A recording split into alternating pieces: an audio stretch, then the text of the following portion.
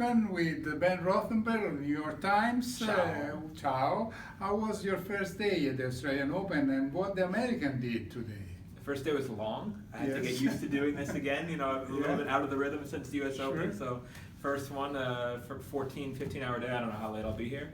But it was a very good day for Americans. Men especially went 5-0, and then two of them played each other, so 6-1 in the end. That's very good. But the women obviously pulled off two big wins with Shelby Rogers beating Simona Halep in the first match, and then Coco Vandeweghe beating Roberta Vinci. Yes, yes. So my condolences on that. Thanks. Yeah, but yeah, it was a very good start for the Americans, and Venus Williams won today too. A couple other women, so good start for the Americans. And Serena Williams is always happy when Roberta Vinci loses. Of course. I wonder because Serena, it's interesting you said it, because Serena hasn't gotten to play Vinci since New York. Yeah. And I think she wants to now, especially because Vinci's not playing great right now. So I think she wants a chance for revenge. She also never got a chance, her other most famous loss was against Rosano at the French Open. She never played Rosano after that either.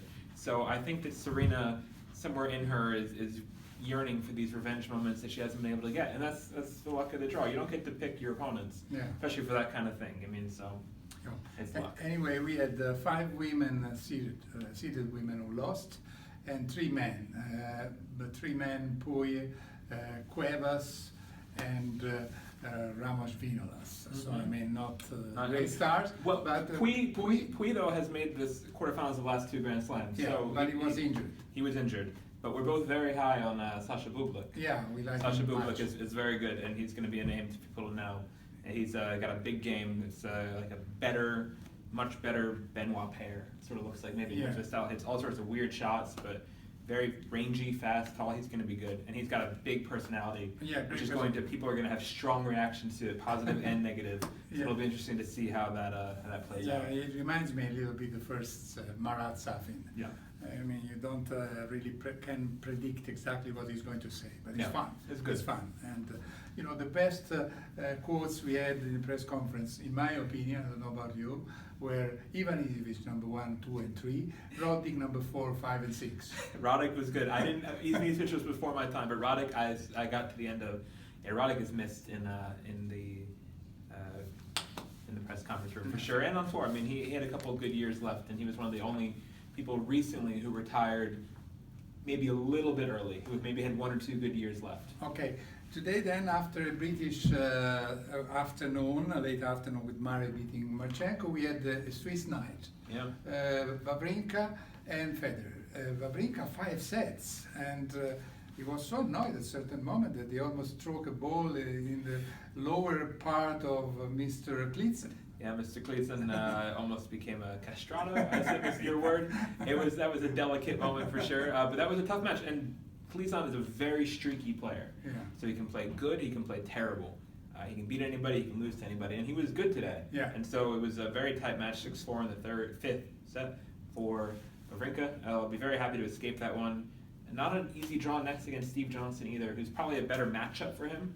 But Johnson's another dangerous unseeded player. So some tough matches for Staniel. And what about the comeback of the King, Roger Federer? Yeah, it was not the most inspiring at the beginning. I mean, it was a rough start for Federer.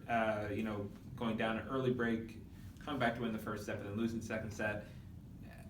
I expected a little bit better from him, if we're being honest. It wasn't terrible, and he should have a chance to get more rhythm maybe against Noah Rubin in the next round, who's more of a counterpuncher. Will just get a lot of balls back and should give him some pace and some rhythm. But we'll see. It's an interesting time for Roger. And I think we'll see. The big match, obviously, is Berdych in the 3rd round for him. That's the one that's, I think, kind of a coin flip. Yeah, I spoke with Berdych tonight, and he's keen about it. Yeah?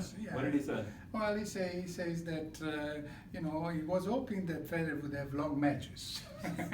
And then he said, and Berdych got a short match. He played 1 set against Luca Vanni. Yeah. And I asked him, but did you kill our Italian Luca Vanni? He said, no, he killed himself. Anyway, very good sense of humor. Yeah, he's pretty good. Okay, listen, is everything for now. Thanks a lot, Ben Rothenberg of New York Times. And see you tomorrow from the Australian Open. Bye-bye. Buonanotte.